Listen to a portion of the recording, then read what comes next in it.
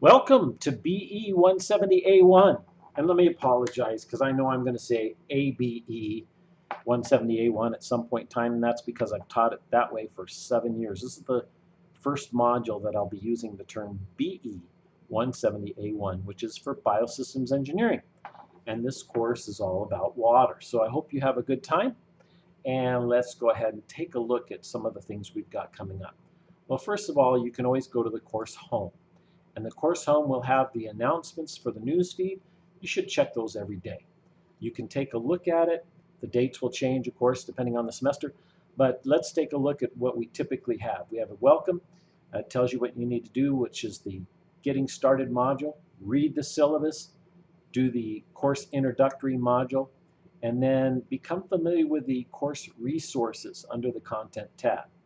All right, and that will get you off to a really good start. Another way to get off to a good start is to attend the Meet the Professor times that I have.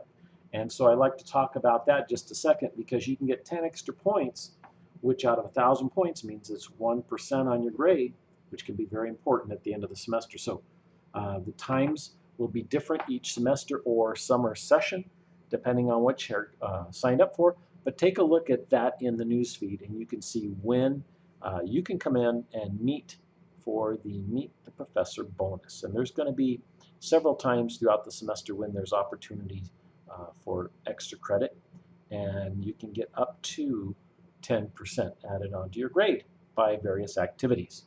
So let's take a look at our material now, what we have ahead of us. We said get to the Get Started module and the syllabus and the introductory module. So to find any of that material, go to Content. And under Content, you can see this is the course introductory module. And you can see our objectives. And you can see the things that you need to do.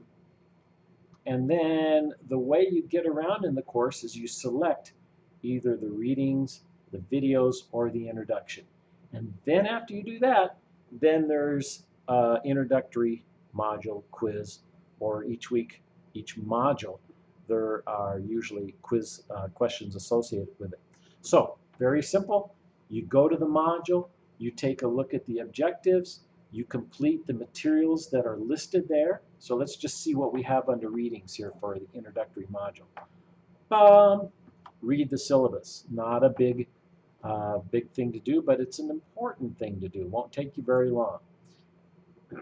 After you do that, you can take a look at the introductory videos, and actually that's what we're doing right now, the day one welcome by me. So there are a couple of other videos here that you can take a look at and that you should take a look at to get you ready for this week's material, this module's materials.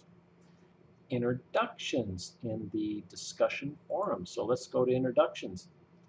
And you can see, if I click on this, so you'll only see one group, which is usually about 12 people. But we already have a post from Caitlin. Caitlin is my daughter, and she's also helping me with the class. So you can see that her post is already there. You're going to need to make your own post to introduce yourself to your group members. And you need to complete that right away.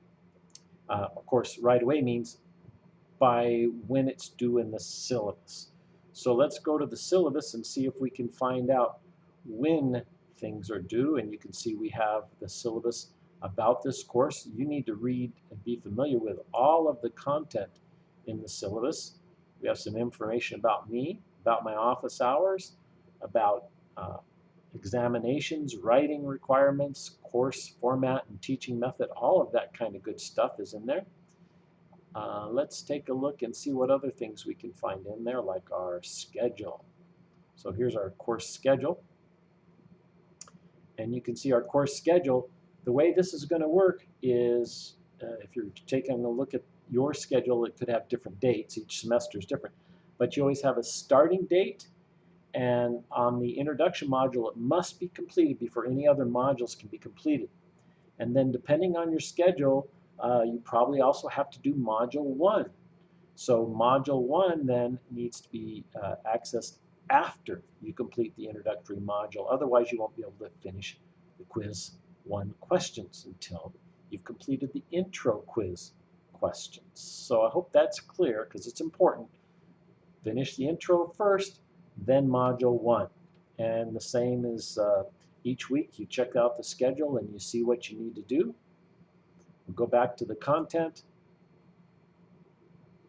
and back to our module. And we are currently in the Introductory Module. And we're working our way down. We've done the readings, the video, the introduction, and now we can take the Introductory Module quiz. And whenever you're taking quiz questions for this, I kind of think of more as a homework assignment than a quiz. You have to do your own work, of course, but you can open a quiz, you can see the questions, you can go and find the answers to the questions, and then save it. But don't submit it until you're entirely done. So you can answer some questions one day, and you can save it. Then you come back the next day, and you can do some more after you finish the reading or finish the videos or finish some other assignment. So don't think of it as something you have to do all in one sitting. You can do it over a period of time. Just save it and submit it. You have to submit it, otherwise I can't grade it, and it locks automatically at the due date and time. In fact, everything in this course locks at the due date and time, which happens to be Tuesdays at 5 p.m. Arizona time.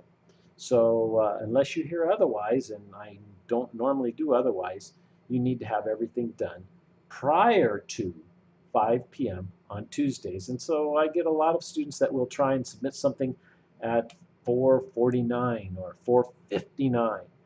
And what happens is if the time clock goes to 5 o'clock, it won't accept it anymore because then it's some number of seconds after 5. So make sure you submit all assignments prior to 5 p.m. on Tuesday. And you'll be a happy camper, and I'll be able to grade your work. All right, the final thing I want to do is I would like to make sure that you understand that there's supplemental material under the course resources. And this changes depending on what we open up. So I have a lot more material there that I'll be opening up. So always check course resources and examples. For instance, right now I have examples, videos of how to check your feedback in D2L, how to submit a file in D2L, how to create a discussion post in D2L, and how to do a discussion post response. So as the semester goes on, I'll keep adding more and more stuff to that. And you can see there's also an APA style guide there. And there'll be various other things that I'll post throughout the semester to make sure you always check the course resources for extra things. Okay, that is a wrap for the introductory module. Don't forget, you probably have to do module 1 pretty soon, but you always complete the introductory module first. Hey, it's a wrap.